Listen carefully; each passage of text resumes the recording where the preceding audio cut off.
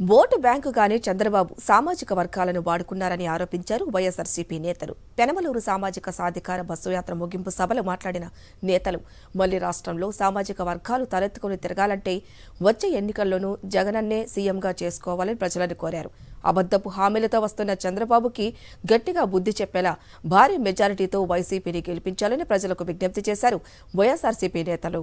ఇలాంటి విప్లవాత్మక మార్పుల ద్వారా ఎన్నో చారిత్రాత్మక నిర్ణయాల ద్వారా మన స్థితిగతుల్లో మార్పులు తీసుకురావడమే కాకుండా ప్రజారంజకుడిగా ప్రజా పరిపాలకుడిగా రాష్ట్రాన్ని ఆర్థికంగా అన్ని విధాలుగా పారిశ్రామికంగా అభివృద్ధి పథంలో ముందుకు తీసుకుని వెళ్ళటానికి అనేక రకాలైన సాహసోపేతమైన నిర్ణయాలు తీసుకున్న ప్రస్తుత పరిస్థితుల్లో వచ్చిన 5 సంవత్సరాలు అయిపోయినాయి, నెలలు అయిపోయినాయి, ఇక రోజుల్లోకి వచ్చాం. ఇలాంటి పరిస్థితుల్లోనే తగదునమ్మా అంటూ అనైతికమైనటువంటి పొత్తులతోటి కలయికలతోటి మరొక మారు ఈ రాష్ట్ర ప్రజానీకాన్ని మోసం చేయడానికి చంద్రబాబు నాయుడు గారు కావచ్చు, పవన్ కళ్యాణ్ గారు కావచ్చు, వారు వత్తాసు పలికేటటువంటి ఇతర పార్టీలు కావచ్చు, వారందరూ కూడా ప్రజల ముందుకు వచ్చి లేనిపోయిన వాగ్దానాలతో ప్రజలను మభ్యపెట్టడానికి ప్రలోభ పెట్టుకోవడానికి ప్రయత్నాలు చేస్తున్న పరిస్థితులు ఉన్నాయి. మనం ఒక్కటే ఆలోచన చేయండి. ఈ 4.5 సంవత్సరాల కాలంలో మన యొక్క ఆర్థిక స్థితిగతుల్లో మార్పులు తీసుకురావడానికి ఎవరు ప్రయత్నం చేశారు?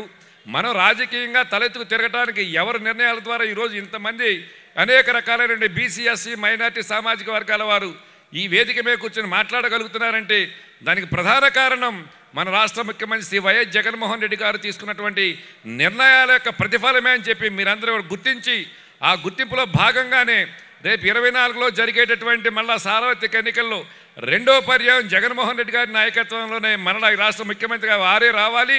సామాజిక న్యాయం చేస్తున్న సీఎం వైఎస్ జగన్ను 2024లో మళ్లీ సీఎం చేసుకోవాల్సిన అవసరం ఉందన్నారు వైఎస్ఆర్సీపీ నేతలు.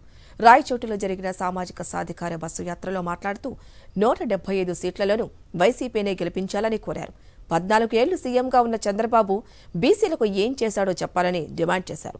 నక్కలు, పందులు అన్ని కలిసి వస్తున్నాయి, తస్మాత్ జాగ్రత్త అని ప్రజలను హెచ్చరించారు. మరి ఈరోజు 2,36,000 కోట్ల రూపాయలు ఒక్క రూపాయి లంచం లేకుండా డైరెక్ట్ బెనిఫిషియరీ ట్రాన్స్ఫర్ ద్వారా మీ అకౌంట్లో చేర్పించిన భారతదేశంలోనే ఏకైక ముఖ్యమంత్రి వైఎస్ జగన్మోహన్ రెడ్డి గారు మాత్రమే చెప్పి మీకు తెలియజేసుకుంటున్నా. మరి ఇట్లాంటి ముఖ్యమంత్రి ఉంటే ఈరోజు చంద్రబాబు నాయుడు, పవన్ కళ్యాణ్ అంటారు నేను అది చేస్తా ఇది చేస్తా. అరే చంద్రబాబు నాయుడుకి నేను అడుగుతున్నా, అరే భయ్ నువ్వు 600 హామీలు ఇచ్చినావు, 6 హామీలన్నా నువ్వు నెరవేర్చినావా అని చెప్పి నేను సూటిగా అడుగుతున్నా. ఈరోజు మా అన్న పార్థసారథన్నతో పర్మిషన్ తీసుకొని ఎవరైనా చంద్రబాబు నాయుడు హయాంలో 6 హామీలు ఇక్కడ వచ్చి స్టేజ్ పై నుంచి చెప్తే ₹1,00,000 వాళ్ళకు ప్రైజ్ ఇస్తానని చెప్పి మీకు అందరికీ తెలియజేసుకుంటున్నా. ఎవరైనా ఉన్నారా? లేరు.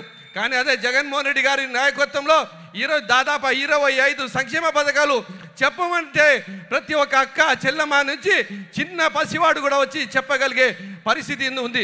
ఎందుకంటే ప్రతి ఒక్కరు కూడా ఈరోజు లబ్ధి పొందినారు కాబట్టి అని చెప్పి మీకు అందరికి తెలియజేసుకుంటున్నా.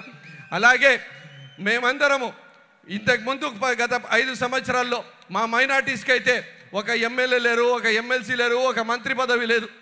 ఈరోజు मैं आपके मेरे मुसलमान भाइयों से और बहनों से बोलना चाह रहा हूँ, आप लोगों के पास कोई एमएलए नहीं था, कोई एमएलसी नहीं था, कोई मंत्री नहीं था, आपके बारे में कोई पुरसाने हाल नहीं था, आपके लिए कोई बजट नहीं था, आपको जो है असल आप हैश नहीं सोचा जो है चंद्रबाबू नायडू साहब कर रहे थे.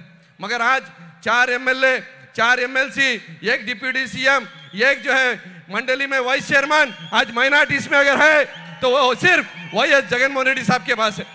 అనంతపురం అర్బన్ నియోజకవర్గంలో నేడు సామాజిక సాధికార బస్సు యాత్ర నిర్వహించనున్నారు. యాత్రను విజయవంతం చేయాలని వైఎస్ఆర్సీపీ జిల్లా అధ్యక్షుడు పైల నరసింహయ్య, ప్రధాన కార్యదర్శి ప్రకాష్ రెడ్డి పిలుపునిచ్చారు.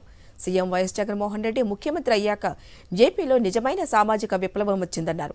గతంలో ఎన్నడూ లేని విధంగా ఎస్సీ, ఎస్టీ, బీసీ, మైనారిటీలకు రాజకీయ ప్రాధాన్యత లభించిందన్నారు. ఇక అల్లూరు జిల్లా అరకు నియోజకవర్గం హుకుంపేటలో సామాజిక యాత్ర జరగనుంది.